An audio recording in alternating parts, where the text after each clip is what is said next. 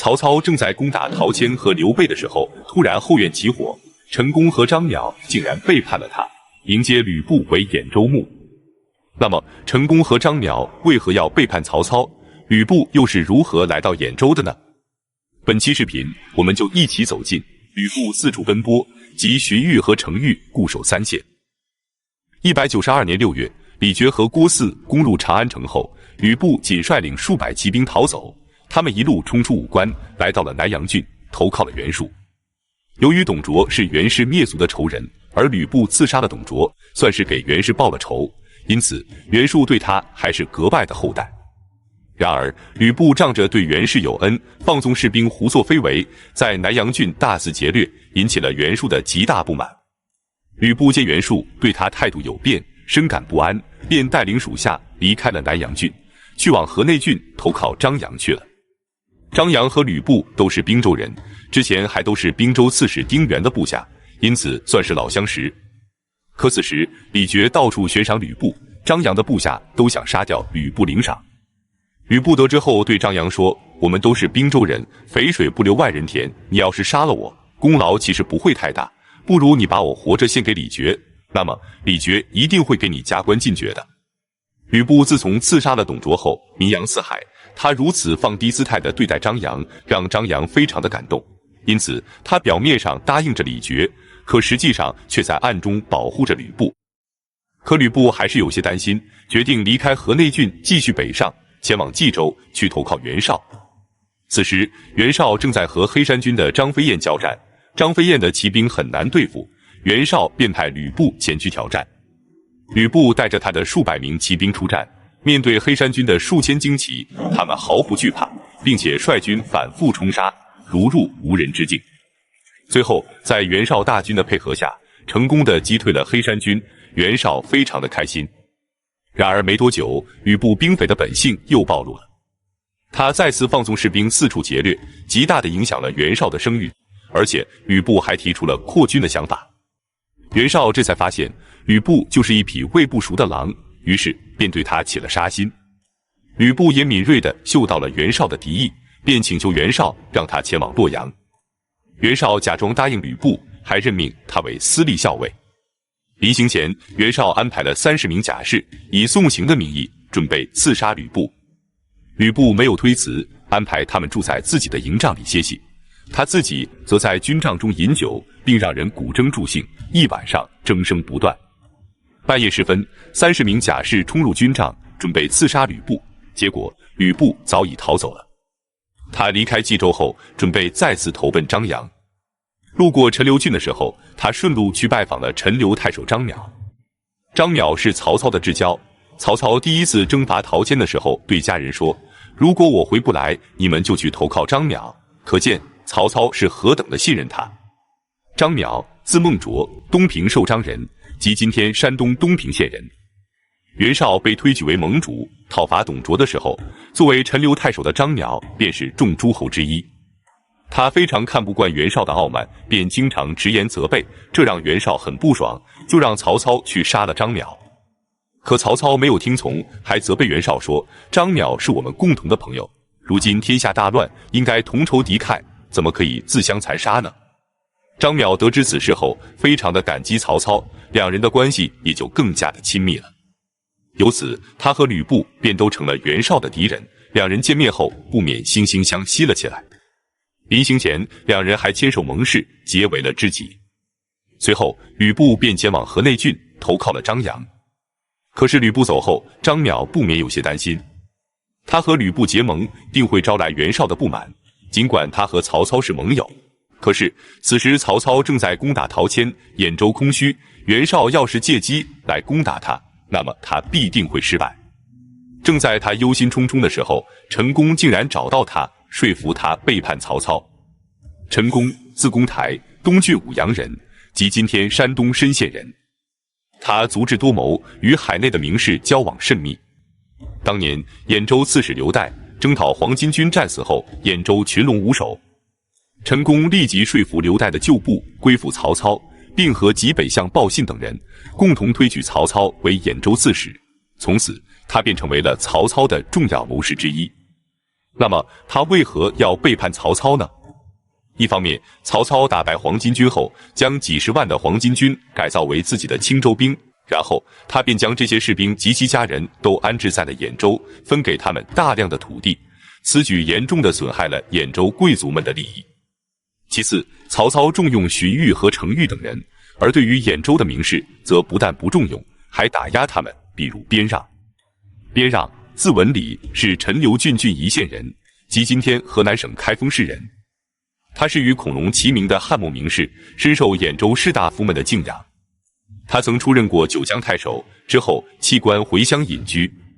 他非常看不起阉宦之后的曹操，并经常挖苦和讽刺他，这让曹操非常的恼怒，就命令郡中的官员把边让给杀害了。此举再次引起了兖州士大夫们的不满。紧接着，曹操在徐州的屠城行为又给他们的心里增加了一层阴影。于是陈宫便代表兖州的士大夫们，决定联合张邈、张邈的弟弟广陵太守张超以及许嗣、王凯等人背叛曹操。他对张邈说：“如今群雄并起，你拥有10万兵马，足以做个人中豪杰，何必要受曹操的控制呢？现在兖州空虚，吕布善战无敌，如果能将他迎来占据兖州，那么我们便有了纵横四海的大好良机。”张邈也觉得曹操与袁绍的关系要好，说不定哪天他就会听从袁绍，杀了自己。而吕布与袁绍是死敌，如果能迎来吕布，不仅可以解除袁曹之盟的危机，还能挥兵纵横，与袁绍对抗。就这样，他们一拍即合，决定迎接吕布为兖州牧。有了陈宫和张邈的牵头，兖州各郡县纷纷响应，吕布则顺势从河内郡来到了东郡的治所濮阳。此时，荀彧和程昱驻守在鄄城。荀彧，字文若，颍川郡颍阴县人，即今天河南许昌人。年少时，何虞就称赞他有王佐之才，长大后被举孝廉，任命为守宫令。董卓执政后弃官归乡，率领宗族避难于冀州，被袁绍代为上宾。但他觉得袁绍难成大事，转而投奔了曹操，被曹操任命为司马。程昱，字仲德，兖州东阿人，即今天山东省东阿县人。刘岱为兖州刺史的时候，拜他为骑都尉，但程昱以身体有病，推辞不就。曹操到达兖州后，请程昱出山，程昱立即就答应了。张邈为了稳住他俩，派人告诉荀彧说，吕布是来帮助曹操攻打陶谦的，请你们赶快为他供应粮草。可荀彧一眼就看出了他们的计谋，立即命令军队加强防守，并让东郡太守夏侯惇率军赶回鄄城。此时鄄城里也有叛军响应陈宫，准备在城中集结叛乱。夏侯惇到达后，立即将叛军诛杀，鄄城才得以安宁。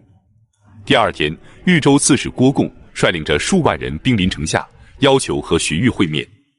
此时的官员比较混乱，朝廷一套，州郡一套。之前陶谦已经上表朝廷，举荐刘备为豫州刺史了，可此时却又出现了个豫州刺史。荀彧得知后准备出城，夏侯惇连忙阻拦说，对方意图不明，万一要是出现不测，可如何是好？可荀彧却说，郭贡和张邈他们素无来往，此次前来不过是来打探虚实的。如果我此时前去游说，他可能会保持中立；如果我不去，反而显得我们心虚，他就会因为恼怒而与我们为敌。于是荀彧便镇定自若地来到了郭贡的军营。郭贡见荀彧面色如初，毫无惧意，认为鄄城定是做好了防守，无意攻破，随后便引兵退走了。郭贡虽然走了，可兖州的情况并不乐观。各郡县已经尽归吕布，除了鄄城外，只剩下范县和东阿还没有收到响应吕布的消息。可就在这时，从抓到的俘虏口中得知，陈宫准备亲率大军去攻打东阿，派范蠡去攻打范县。如果这两座城池不保，那么鄄城就彻底沦为了孤城，距离城破也就不远了。于是荀彧连忙找来程昱，让他前去防守。程昱本就是东阿人，他离开鄄城后，马不停蹄地来到了范县。此时范县的县令靳允已经有了动摇之意，原因是吕布已经将他的家人全都给抓走，扣为人质了。程昱告诉靳允，吕布粗鲁少亲，刚而无礼，就是个匹夫，陈宫等人也不过是利用他的勇猛，并不会尽心地辅佐他，所以他们必然无所成就。而曹公智略过人，是代天所授。你要是从了吕布，可以暂时保住老母以及妻儿，但吕布迟早会被曹公打败，到时候难免会玉石俱焚啊。如果你能守住范县，我去守住东阿，那么我们定会建立战国时期的田单之功。纪允听完后含泪表示，他将誓死保卫范县，定不敢与曹公有二心。稳住范县后，程昱又立即派人封锁了仓亭津。黄河在这一带是东北走向，濮阳、鄄城、范城、东阿都在黄河以南。只要鄄城没有拿下，陈宫就不敢从南岸绕过鄄城去攻打东阿。他们只能从濮阳北渡，从黄河北岸前行，再从仓亭津渡河，才能去攻打东阿。于是程昱堵住这个渡口，就可以延缓陈宫的进军速度。借着这个时间差，他抢先到达了东阿。东阿县令早知敌党意识很强，他早已做好了守城的准备，这让程昱松了一口气。就这样，在荀彧和程昱的坚守下，终于将鄄城、范县和东阿连接起来，并防守了下来，等待着曹操回军救援。那么曹操回来后能够打败吕布吗？我们下期接着讲述。上期讲到，曹操正在征伐陶谦的时候，陈宫和张邈将吕布迎为了兖州牧。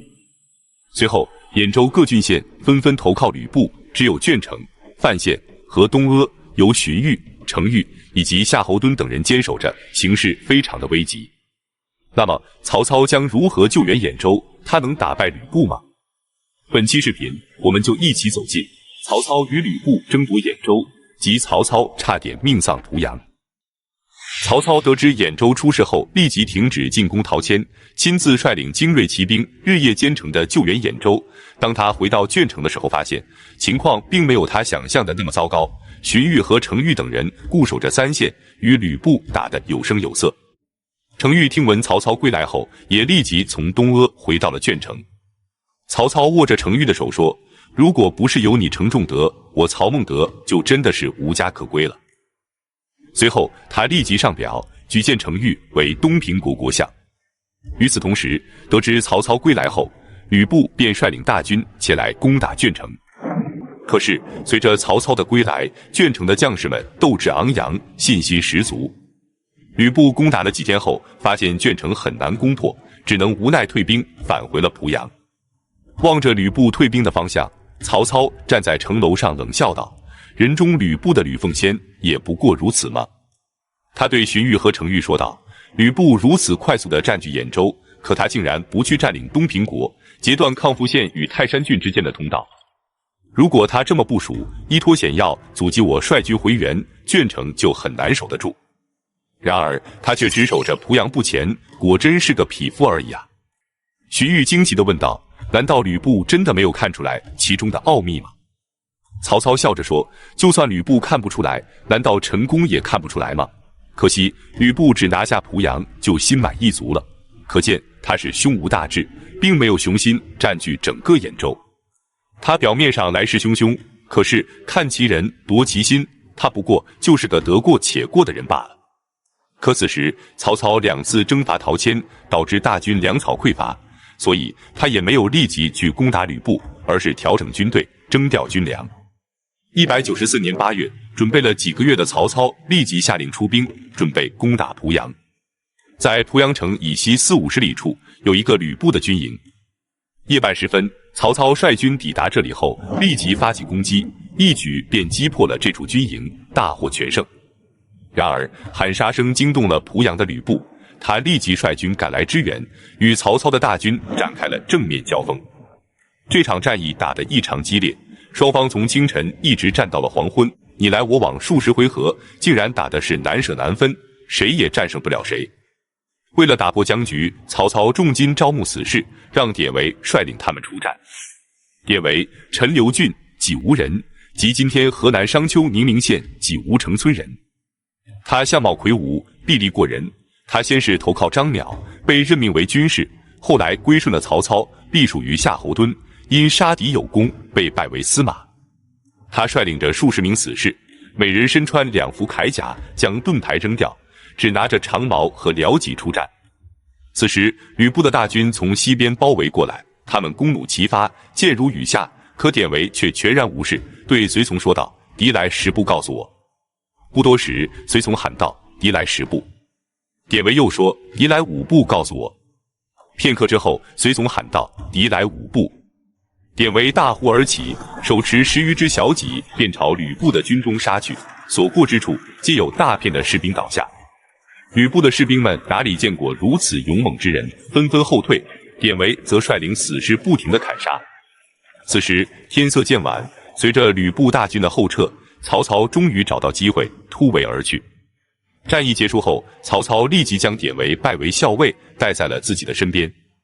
此战过后，曹操发现吕布虽然胸无大志，但在战场上想要战败他，却并非易事。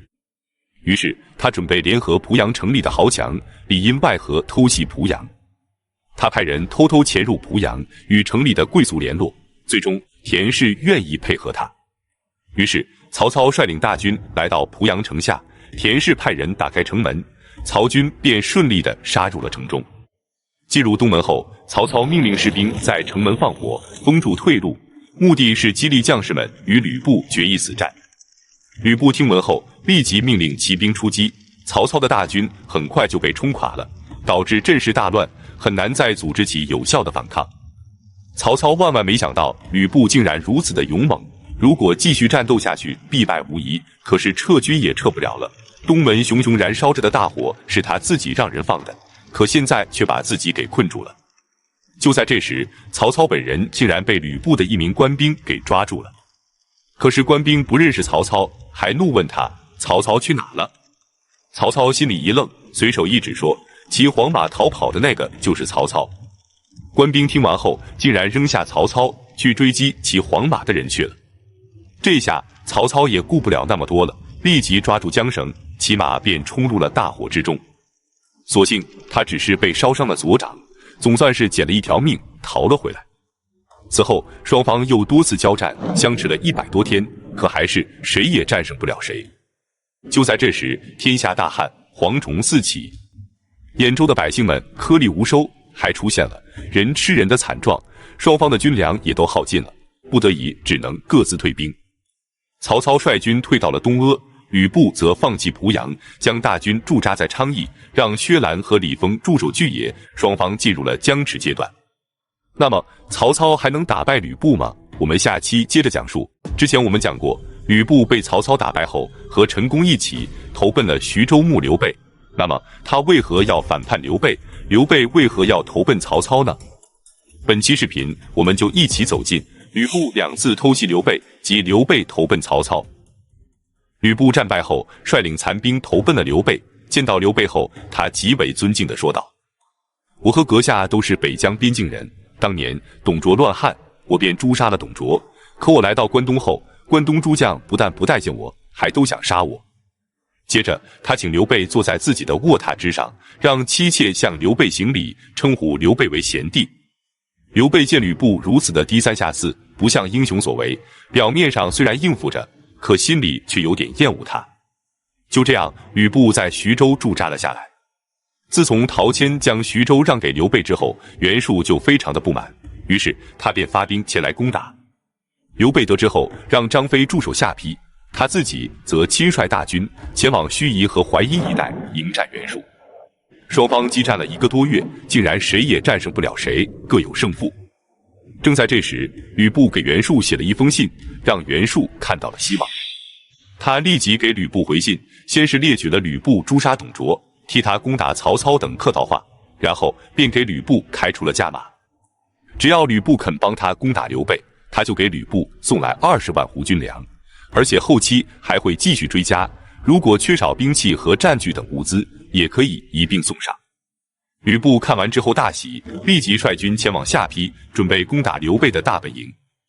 当他来到下邳城西40里处的时候，刘备军中的中郎将丹阳人许丹派人前来迎接，并且告诉他，张飞和陶谦的旧将曹豹发生了冲突，张飞准备斩杀曹豹，曹豹则率众自首，导致下邳城大乱，请将军速速驰援。现在有1000多名丹阳兵屯守在西白门，只要将军东行，他们就会打开城门，迎接将军进城。吕布听后大喜，立即率军东行，天刚亮便到达了城下。丹阳兵果然打开了城门，吕布率军冲入下邳城，大败张飞，并且将刘备的妻妾儿女全都给俘虏了。消息传到前线，刘备大惊，立即率军回还。当他们日夜兼程地到达下邳城时，刘备军中的诸将见家眷被吕布俘虏，都不敢迎战，纷纷的逃散。不得已，刘备只能收拾残兵去攻打广陵郡，准备在那里落脚。结果袁术早已在广陵等着他了，刘备再次战败，不得已只能在广陵郡的海西县屯驻。此时军中缺粮，将士们饥困疲惫，竟然出现了人吃人的现象。万般无奈之下，刘备只能派出使者向吕布请降。此时的吕布也非常生气，他已经打败了刘备，可袁术答应他的20万斛粮食却没了着落，于是他便与袁术翻脸，答应了刘备的求和。于是刘备率领着残兵败将，无比悲凉地走进了下邳城，吕布则将家眷都归还于他。这时吕布手下的诸将都来劝说道，刘备此人反复难养，最好趁早把他给杀了。可吕布不但拒绝了，还把此事告诉了刘备。刘备明白吕布这是给自己一个下马威，于是便向吕布提出前往小沛屯驻。吕布非常爽快的就答应了，并且任命他为豫州刺史，让他前往小沛驻扎。刘备走后，吕布便自称为徐州牧。这是吕布出关以来第一次有了立足之地，下邳城以及整个徐州都是吕布的地盘了。196年6月的一天夜里，吕布正在睡觉，突然有一支兵马潜入城中，直冲吕布的府邸，准备刺杀吕布。惊慌之下，吕布携带妻子从墙壁的一角跃出，直奔高顺的军营。高顺连忙问道：“是谁这么大胆，竟然敢刺杀将军？”吕布回想说道：“我走得匆忙，并没有看清到底是谁，但听口音应该是河内郡的人。”高顺便猜想应该是郝萌，随即率军前往郝萌的大营。此时郝萌偷袭吕布不成，率领士兵准备返回营帐，结果刚到营门就遇到了他手下的部将曹信，正严阵以待地守在营门口。之后双方便立即展开激战。等高顺赶到的时候，郝萌被斩下了一条臂膀，曹信也已身负重伤。高顺立即斩下郝萌的首级，抬着受伤的曹信去面见吕布。吕布询问曹信关于此事的原委，曹信回答说，郝萌是受了袁术的鼓动才造反的。吕布又问同谋的还有谁，曹信回答说还有陈宫。当时陈宫就坐在吕布的旁边，听闻后脸色变得通红。良久，吕布才质问陈宫，袁术狡诈多变，贪婪成性，你怎么能帮助他而背叛我呢？陈宫缓缓地说道，袁术算什么东西，我只是生气你不听我言，放走了刘备，所以我就和郝萌密谋，教训你一下。吕布听完哈哈大笑，也不再处罚陈宫。10月，袁术派出大将纪灵，率领步骑兵3万余人前来征讨刘备。刘备得知消息后，连忙向吕布求援。吕布手下的将领说，将军不是一直想除掉刘备吗？现在刚好可以借袁术之手除掉他了。可吕布却说，如果让袁术占据了小沛，他就会联合泰山郡一起来对付我们，那样的话，我们就会被袁术前后夹击。因此，不但不能让刘备死，我们还得去支援他。于是，他率领步兵1000人，骑兵200，飞速赶往小沛。纪灵听说吕布前来救援刘备，不敢轻举妄动。吕布在距离小沛西南1里的地方扎下营寨，之后他便派人去请刘备和纪灵前来饮酒。他对纪灵说，刘备是我吕布的贤弟，你率军围困他，我肯定是要来救他的。之后还大言不惭地说道，我吕布生性不爱争斗，只喜欢替别人解除纷争。随即他命人在营门外竖起一只戟，对纪灵说道，如果我能射中戟上的小枝，你就立即停止进攻，如果射不中，那你和刘备决一死战，我不再掺和。纪灵和刘备都表示同意，于是吕布搭弓射箭，正好射中了小枝。诸将大为震惊，纷纷夸赞他有天神般的威力。之后纪灵罢兵而去。回到军营后，陈宫便对吕布说，现在袁术的大军已退，刘备已经在小沛召集了1万余人，如果此时不再图谋，恐成后患啊。于是到了夜晚，吕布突然偷袭刘备的军营。刘备听闻吕布再次偷袭他，知道抵挡不住，只能拼死突围，带着残兵败将前往许县，投靠曹操去了。那么曹操能够收留刘备吗？我们下期接着讲述，在正史中猛将吕布是如何被杀的。三国时期英雄辈出，特别是曹操和吕布，一个是雄心壮志的豪杰，一个是武艺超群的猛将。他们之间的最后一场对决，无疑是中国历史上一段无比璀璨的篇章。本期视频，我们就一起走进曹操生擒吕布及陈公台英勇赴死。198年，吕布反叛朝廷，派高顺和张辽发兵小沛，再次攻打刘备。刘备抵挡不住，向曹操求援。曹操派夏侯惇前去支援，但依然不是高顺的对手。9月，高顺等人攻破小沛，再次俘虏了刘备的妻儿。刘备前往许县投靠了曹操，曹操便准备亲率大军前去攻打吕布。可很多将领提出质疑，张绣还未剿灭，舍近求远去攻打吕布是兵家大忌。如果攻打吕布期间，张绣和刘表趁机发难，恐怕难以回军啊。这时，荀攸提出了不同的看法。荀攸，字公达，颍阴郡人，即今天许昌市魏都区人。他是荀彧的堂侄，却比荀彧年长了5岁。通过荀彧的引荐，曹操拜他为汝南太守。有一次，曹操对荀彧和钟繇说道：“荀公达不是平常之人，我若能和他一起商议大事，何愁得不到天下？”自此，荀攸便成为了曹操的军师。荀攸告诉诸将，舍近求远不一定就是兵家大忌。现在张绣必不敢轻举妄动，反而吕布却蠢蠢欲动。他本就是勇猛之人，再与袁术结盟，便可纵横于淮泗之间。久而久之，徐州的豪杰必然依附于他。所以，趁他现在初起叛逆，羽翼未丰，应该趁早图谋。曹操听后深以为然，便采用了荀攸的建议。198年9月，曹操亲率大军向徐州进发，刘备也随同出征。吕布得知后，与陈宫商议。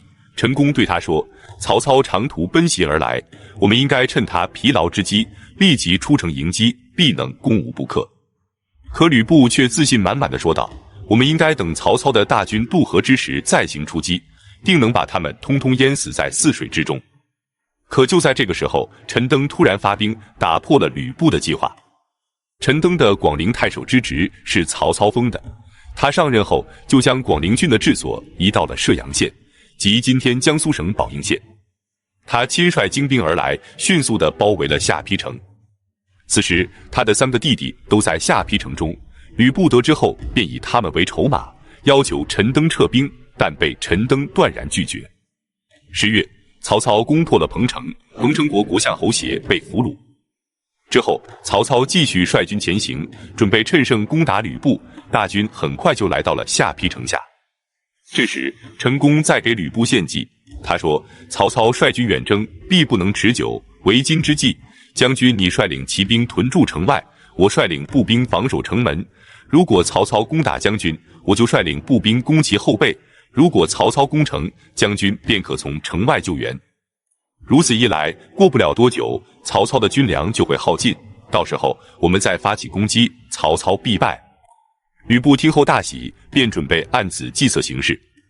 可吕布的妻子知道后，就对吕布说：“曹操以前对待陈宫就像对待婴儿一样照顾，可陈宫依然背叛曹操，投靠了将军。将军你对待陈宫并未超过曹操，而且陈宫与高顺向来不和，你真的打算丢下全城百姓以及孤儿寡母，孤军出征吗？你是否想过，一旦城中发生变故，将军你还能回得来吗？如果曹操拿下下邳城，我还能成为你的妻子吗？”吕布听完惊出一身冷汗，立即放弃了陈宫的建议，准备固守城池。他找来部将许嗣和王凯，派他们向袁术求援。然而袁术却说：“吕布连女儿都不肯送来，我还能相信他是诚意结盟吗？”许嗣说道：“将军难道不知道唇亡齿寒的道理吗？如果吕布被曹操打败，那么曹操下一个要对付的就是将军你了。”袁术觉得也有道理，最后双方达成共识，只要吕布将女儿送来与袁术的儿子成亲，袁术就出兵相救。吕布无奈，只能用棉布将女儿绑在马上，准备亲自送到城外。然而他刚出城门，曹军便万箭齐发，吕布无法突围，只能退回了城里。就这样，曹操的大军攻不进去，吕布没有援军也攻不出来，双方只能在下邳城下对峙，持续了3个月之久。此时曹操的军粮吃紧，只能速战速决，于是便准备引水灌城。然而磁襄攻城极为浩大，将士们疲惫不堪，军中便隐隐有了骚动之声，这让曹操非常的担心，便有了撤军的打算。然而荀攸和郭嘉却力荐曹操，他们认为吕布有勇无谋，而且锐气已失，成功虽有智谋，却生性迟缓。现在吕布的士气尚未恢复，成功的计谋尚未定夺，如果趁机发起猛攻，吕布必败。曹操听取了他们的建议，亲自上阵鼓舞士气，1个月之后，终于将泗水引到了下邳城下。吕布站在白门楼上，望着滔滔巨浪，无计可施。随后他便向城下喊道：“你们别再围困我了，我这就到明公的面前自首去。”陈宫听后气得浑身哆嗦，怒骂吕布道：“逆贼曹操，算什么明公？你今日如果降了他，就是以卵投石，你觉得你还能保全自己吗？”吕布只能灰头土脸地回到了府邸。这时吕布手下的将领侯成，由于之前丢失了战马，刚刚又失而复得，其他的将领们便前来祝贺。侯成拿了一些酒肉先给吕布送来，结果被吕布怒骂道：“军中缺粮，我早已颁布了禁酒令，你们竟然还敢饮酒，你们是打算谋杀我吕布吗？”侯成吓得不敢说话，连忙退了出来。回来后他就惶恐不安，担心吕布杀他立威，于是就秘密联系给他祝贺的将领，准备反叛吕布。199年2月7日，侯成联合宋宪和魏续，活捉了陈宫和高顺，之后立即率众出城投降了曹操。吕布得知后，知道大势已去，他站在白门楼上看着曹军的大营，对旁边的侍卫凄凉地说道：“你们把我的脑袋割下来送给曹操吧。”侍卫听后面面相觑，都不敢动。吕布见状，对众人说道：“陈宫和高顺是我的左膀右臂，他们已经不在了，我还怎么和曹操继续争斗？干脆我们也投降了吧。”说完，他率众打开城门，向曹操投降。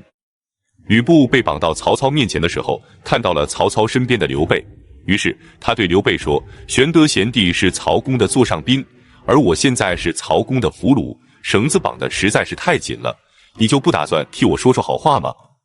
曹操笑着说：“捆绑恶虎，怎能不绑紧一点呢？”吕布便对曹操说：“曹公既然已经得到了我，以后由我率领骑兵，曹公率领步兵，还愁天下不能安定吗？”曹操听后颇为心动，便准备给他松绑。这时刘备慢悠悠地对曹操说道：“曹公可不要忘了丁原和董卓是怎么死的。”曹操听后一惊，立即改变了主意。吕布大骂刘备：“你这个大耳贼，我们结为了兄弟，你就如此对我吗？”刘备冷笑道：“我倒想问问你这个三姓家奴，当年你被曹公打败，是我好心收留了你，你却2次捉拿我的家眷，你还有脸提结拜兄弟啊？”这时曹操走到了陈宫的面前，对陈宫说：“公台自认智谋过人，现在觉得怎么样呢？”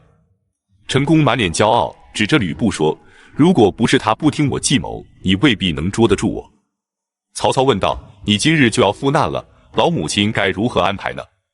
陈宫回答说：“我听说以孝治天下的人不会杀害别人的亲人，老母亲的存亡决定权在于明公，不在于我。”曹操又问：“那你的妻儿怎么办呢？”陈宫说：“妻儿的存亡也在于明公，如果你没什么可问的，那就请将我处死吧。”说完，他不等曹操的回复，快步走出军帐，等候行刑。曹操流着眼泪为陈宫送行，可陈宫至死也不愿回头看他一眼。最终，陈宫、吕布、高顺全部被杀，首级砍下来送往许县张公，然后下葬。之后，曹操把陈宫的母亲接来，为他养老送终，并给陈宫的女儿安排了出嫁，对待陈宫的家人比当初更加厚重。最后，吕布军中的陈纪及其儿子陈群、袁焕、张辽、臧霸等人全都归顺了曹操，吕布的势力从此彻底消亡。本期视频就到这里，感谢观看，下期再见。